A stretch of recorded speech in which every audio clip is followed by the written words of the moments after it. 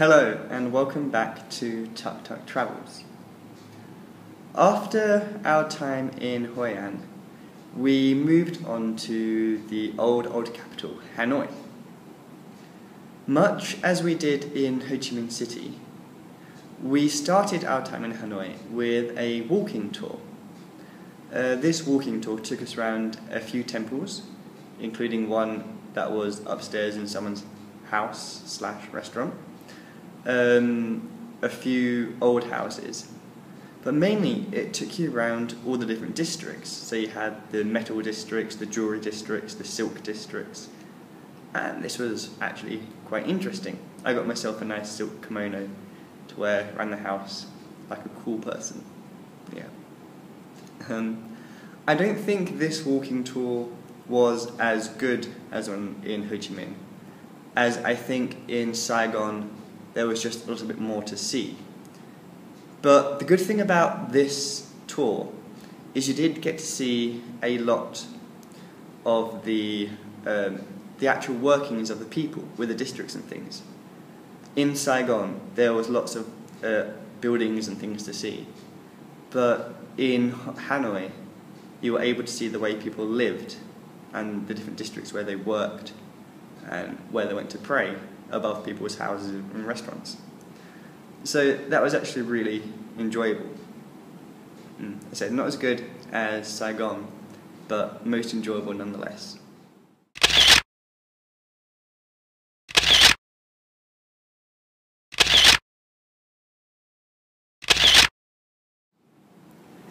In the centre of the city, and possibly the main focal point in Hanoi, is the Lake of the Returned Sword. Now, legend goes that during the revolt of 1418 to 1427 against the Chinese Ming dynasty, the later-to-be Emperor Le Loi, founder of the Le dynasty, was gifted a magical sword by the golden turtle god Kim Chu. Now, this sword, much like Excalibur and King Arthur, gave him the strength of many men, and he used it to defeat the Chinese army. The legend then goes, very shortly after the Chinese accepted that Vietnam was an autonomous state and the Le dynasty was founded, again very much like Arthur's story as well, while boating on the lake that was then known as Green Lake, a turtle came up and stole the magical sword from Le Loi's hand. After many attempts to search the lake for both the sword and the turtle, neither were ever found. And Le Loi then assumed that the golden turtle god had reclaimed the sword. So there are many similarities there with the Arthur story, which is interesting because at the time there was not much interaction between them. And I find it very interesting actually how so many different myths and stories are actually quite similar around the world.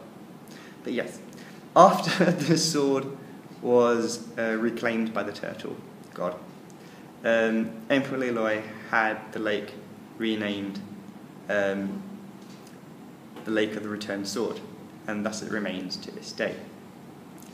On this lake there is Turtle Tower, which is a tower for the turtles, who, by the way, are massive. There's a special species of which there's like 4 left in the world, I think, about that, and they're giant turtles. And the only place you can find them in the wild is this lake. This lake in the middle of Vietnam. Crazy. There are 3 others in captivity in China though. Yeah, 4. And also there's the Jade Tower, which was built in the 17th century, to commemorate a 13th century miller, and is across the Bridge of Sunshine, which is a nice red bridge with a very nice name. But this lake it's not actually that big. I mean, it's a lake, but a lovely story to it, isn't it?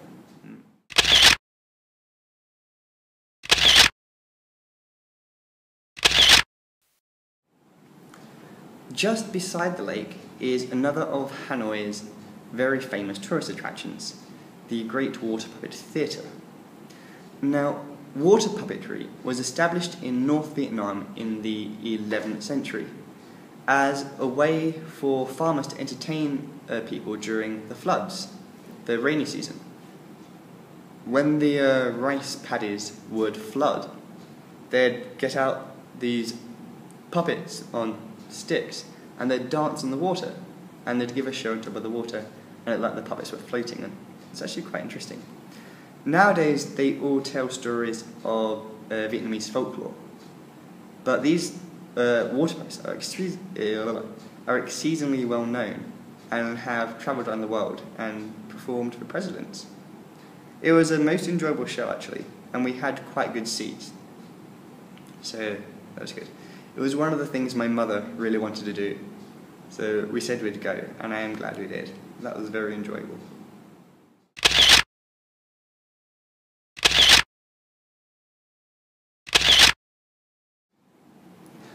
Whilst in Hanoi, we also visited the Temple of Literature. Now, this was built in 1070 AD and was the first university in Vietnam. Originally it was there to educate literate Mandarin scholars, but it remained the premier university in Vietnam until the 17th or 18th century, when the capital moved to Hue, and obviously the main university went to the capital with it. What's interesting about this Temple of Literature University is that it's actually modelled, it's dedicated to Confucius and is modelled on a temple from the town where Confucius was born. Also, in 1484, I believe, the emperor erected 116 blue stone steels in the shape of a turtle. Now, I've already told you about the golden turtle god, but turtles are one of the 4 mythical creatures in Vietnam, the others being the dragon, the unicorn, and the phoenix. Now, the turtle is meant to represent longevity and endeavour, intellectual pursuit, that sort of thing. And on each of these steels is written the name between when they were built, 1484 and 1716 or thereabouts, of all the students who took the royal exam, as well as notes of encouragement, literary and educational praise, and notes of, praise, I suppose, to the ruling monarch at the time.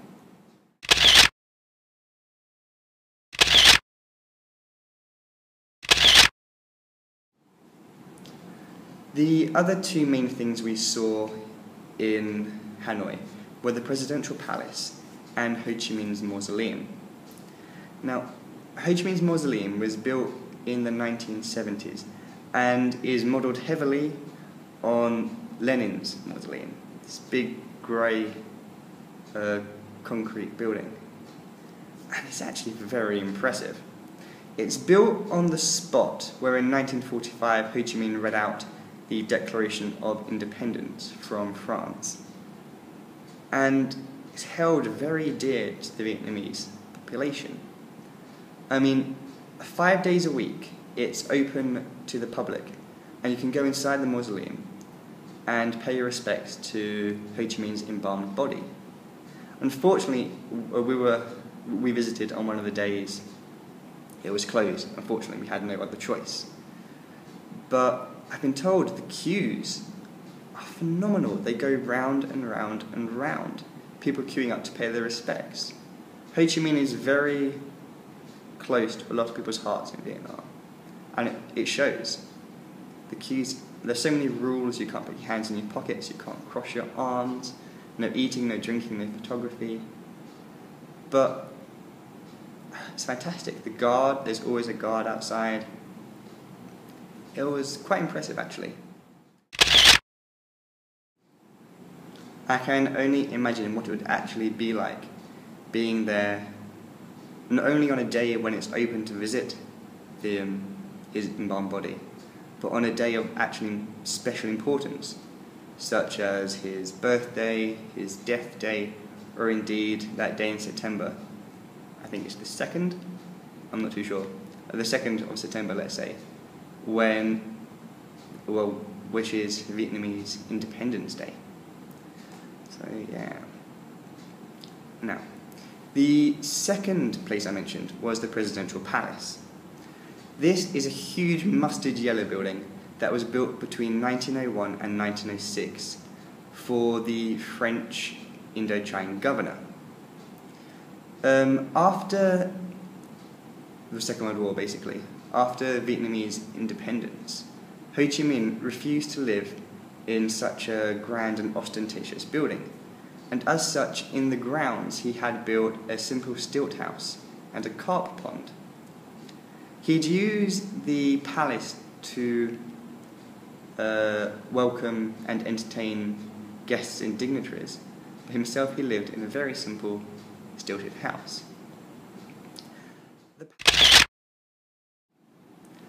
Apart from one evening when we ate in a rooftop restaurant overlooking the Lake of the Returned Sword, we actually had most of our meals in the same chain of restaurants.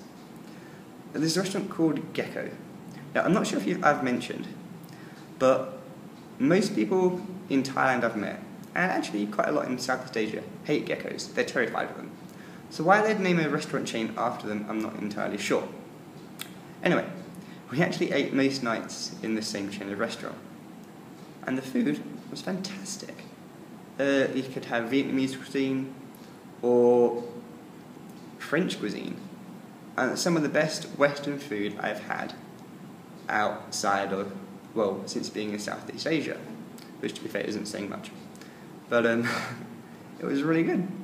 And the best thing, a 500 milliliter bottle of Tiger Beer, which would cost you a couple of pounds back home in a restaurant, 50 US cents. 50 US cents! My parents and I were chucking them back. Oh, I got to know quite a lot about my parents in this trip. And they probably got to know quite a lot about me. So, probably not mention that too much. So yes, it was most enjoyable. Now, besides drinking copious amounts of beer, we also tried some Vietnamese wine, which was palatable, but not great. We only tried the red wine, to be fair, and the first taste was quite nice, but the more you drank, the worse it became. So we shared that quite slowly. However, what I did find was this. A bottle of Vietnamese vodka. Now this cost me £1. £1. That's about 1.5 US dollars, let's say. I haven't tried it yet. I'm waiting for some people to come visit me. I'll have a nice little go at it. So, if you ever find yourself in Thailand and anywhere near me, you should stop by. That's all I'm gonna say. But yeah, alcohol in Vietnam is really cheap. I mean, alcohol in Thailand's cheap, but in Vietnam they basically give it away. We thought $0.5 was good for a bottle of Tiger. We had lunch one day in the restaurant next to the one we usually went to, which wasn't a Gecko. It was